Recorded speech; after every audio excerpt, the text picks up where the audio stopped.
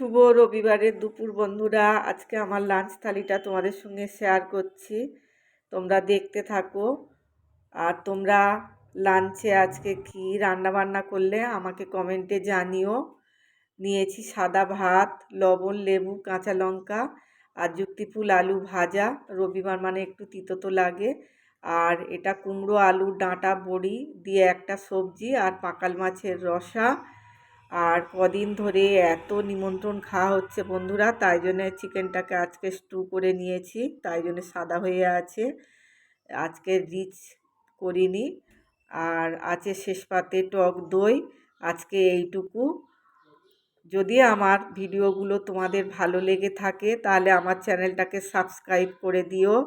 সবাই ভালো থেকো, সুস্থ থেকো, সবাইকে ভালো রেখো। আবার দেখা হবে একটা নতুন ভিডিওতে। এখন আসি, টাটা।